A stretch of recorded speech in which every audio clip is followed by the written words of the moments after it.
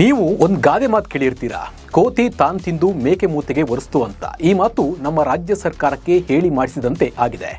ಪೊಲೀಸರು ಬೇಡ ಬೇಡ ಪರಿಸ್ಥಿತಿ ನಿಭಾಯಿಸುವುದು ತುಂಬಾ ಕಷ್ಟ ಅಂತ ಹೇಳಿದ್ರು, ಏನಾಗಲ್ಲ ನಾವು ನೋಡ್ಕೊಂತೀವಿ ಅಂತ RCB ವಿಜಯೋತ್ಸವವನ್ನು ಆಯೋಜನೆ ಮಾಡಿದ್ರು.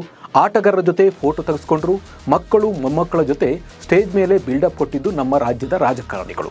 ಆದರೆ ಕಾಲ್ತುಳಿತ ಆಗ್ತಾ ಇದ್ದಂತೆ ಇದಕ್ಕೂ ನಮಗೂ ಸಂಬಂಧವೇ ಇಲ್ಲ, ಇದಕ್ಕೆಲ್ಲ ಕಾರಣ ಪೊಲೀಸ್ ಇಲಾಖೆ ಅಂತ ನಮ್ಮ ರಾಜ್ಯ ಸರ್ಕಾರ ಹೇಳ್ತಾ ಇದೆ.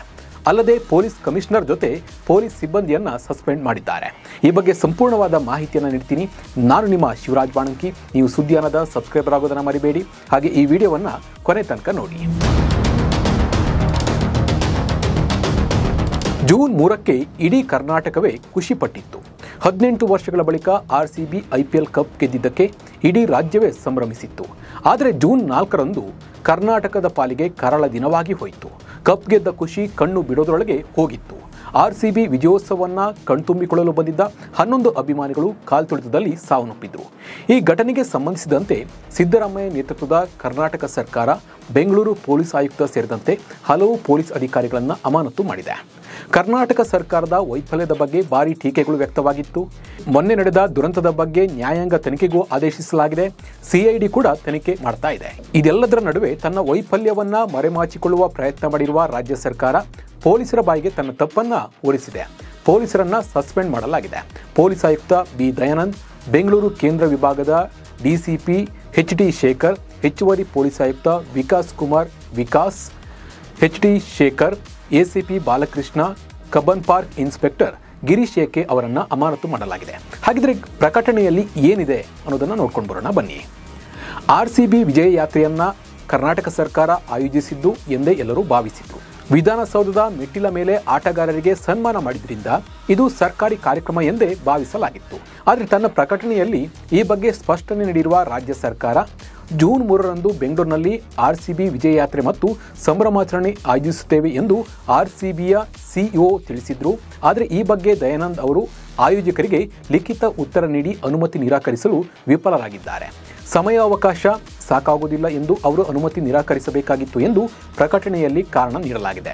ಆದರೆ ಅರ್ಧ ದಿನದಲ್ಲಿ ಸಿದ್ಧತೆ ಮಾಡಿಕೊಳ್ಳಲು ಕಷ್ಟವಾಗುತ್ತದೆ ಎಂದು ಪೊಲೀಸ್ ಆಯುಕ್ತ B. ದಯಾನಂದ್ ಹೇಳಿದ್ರು ಎಂದು ಮಾಧ್ಯಮಗಳಲ್ಲಿ ವರದಿಯಾಗಿತ್ತು. ಲಿಖಿತವಾಗಿ ಅನುಮತಿ ನಿರಾಕರಿಸಿದ್ದಾರೆ ಎಂಬ ಕಾರಣ ನೀಡಿ ದಯಾನಂದ್ ಅವರನ್ನು ಅಮಾನತು ಮಾಡಲಾಗಿದೆ. ಇದಕ್ಕೆ ಸಾಕಷ್ಟು ವಿರೋಧ ಕೂಡ ವ್ಯಕ್ತವಾಗಿದೆ.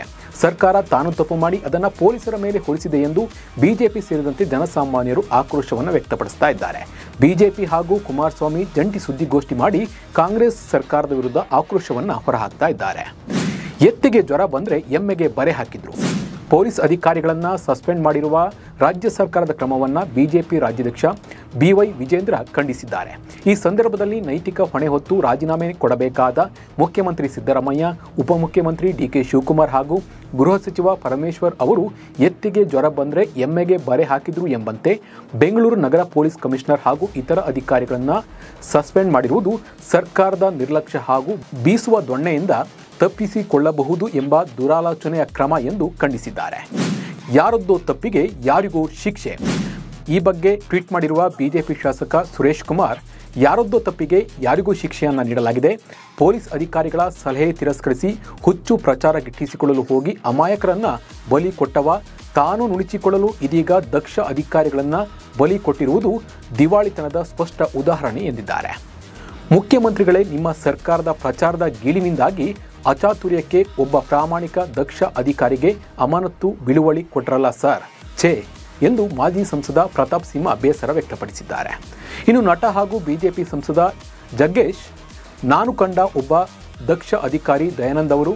ಹಣ್ಣು ತಿಂದವರು ಯಾರು, ಸಿಪ್ಪೆ ಅನ್ಯರಿಗೆ ನೀಡಿ ತಪ್ಪಿತಸ್ಥರ ಮಾಡಿಬಿಟ್ರು, ಅಲ್ಲಿಗೆ ನ್ಯಾಯಕ್ಕೆ ಬೆಲೆ ಎಲ್ಲಿದೆ, ವಾಟ್ ಎ ಜೋಕ್ ಎಂದು ಹೇಳಿದ್ದಾರೆ. ಇನ್ನು ಇದನ್ನು ಯಾರು ಮಾಡಿದ್ದಾರೋ ಅವರ ಮೇಲೆ ಕ್ರಮ ಆಗಲಿ, ಅದಕ್ಕೆ ಪೊಲೀಸ್ ಅಧಿಕಾರಿಗಳು ಯಾಕೆ ಬಲಿ ಆಗಬೇಕು? ದಕ್ಷ ಅಧಿಕಾರಿಗಳು ಜನಪರ ಕೆಲಸ ಮಾಡ್ತಿದ್ದ ದಯಾನಂದ್ ಅವರ ಅಮಾನತು ಆದೇಶ ವಾಪಸ್ ಪಡೆಯಿರಿ ಎಂದು ಕನ್ನಡಪರ ಹೋರಾಟಗಾರರು ಕೂಡ ಆಗ್ರಹಿಸಿದ್ದಾರೆ. 4 ಬಂಧಿಸಿದ ಕಾಕಿ. ಇದರ ಜೊತೆ ಪೊಲೀಸರು ಚಿನ್ನಸ್ವಾಮಿ ಕ್ರೀಡಾಂಗಣದಲ್ಲಿ ಕಾರ್ಯಕ್ರಮ ಆಯೋಜಿಸಿದ 3 ಆಯೋಜಕರು ಸೇರಿದಂತೆ 4 ಬಂಧಿಸಿದ್ದಾರೆ. ಮುಂಬೈಗೆ ತೆರಳುತ್ತಿದ್ದ RCB ಮಾರ್ಕೆಟಿಂಗ್ ಮುಖ್ಯಸ್ಥ ನಿಖಿಲ್ ಸೋಸಲ್, DNA ಮ್ಯಾನೇಜ್ಮೆಂಟ್ ಸಿಬ್ಬಂದಿ ಸುನಿಲ್, ಮ್ಯಾಥ್ಯೂ, ಕಿರಣ್ ಮತ್ತು ಸಮಂತ್ ಬಂಧಿತರಾಗಿದ್ದಾರೆ. ಒಟ್ನಲ್ಲಿ ಯಾರೋ ಮಾಡಿರೋ ತಪ್ಪಿಗೆ ಪೊಲೀಸರ ತಲೆದಂಡವಾಗಿದೆ. ಹೀಗಾಗಿ ಜನ ಆಕ್ರೋಶ ವ್ಯಕ್ತಪಡಿಸ್ತಾ ಇದ್ದಾರೆ. ಯಾರು ಸತ್ರೇನು ಯಾರು ನೊಂದ್ರೇನು ನಾವು ಮಾತ್ರ ಅಧಿಕಾರದಲ್ಲಿ ಇರಬೇಕೆಂದು ಪೊಲೀಸ್ ಅಧಿಕಾರಿಗಳನ್ನ ಬಲಿಪಶು ಮಾಡಿ ರಾಜಕಾರಣಿಗಳು ಸೇಫ್ ಆಗ್ತಿದ್ದಾರೆ ಅನ್ನೋ ಮಾತು ಕೂಡ ಕೇಳಿ ಬರ್ತಾ ಇದೆ. ತಕ್ಷಣವೇ ಮೂವರು ತಮ್ಮ ಸ್ಥಾನಗಳಿಗೆ ರಾಜೀನಾಮೆ ನೀಡಿ ತಮ್ಮ ಗೌರವ ಕಾಪಾಡಿಕೊಳ್ಳಿ ಎಂದು ಜನ ಒತ್ತಾಯಿಸ್ತಾ ಇದ್ದಾರೆ. ಈ ಬಗ್ಗೆ ನಿಮ್ಮ ಅನಿಸಿಕೆ ಮತ್ತು ಅಭಿಪ್ರಾಯವನ್ನು ಕಮೆಂಟ್ ಮೂಲಕ ತಿಳಿಸಿ. ನಮಸ್ಕಾರ.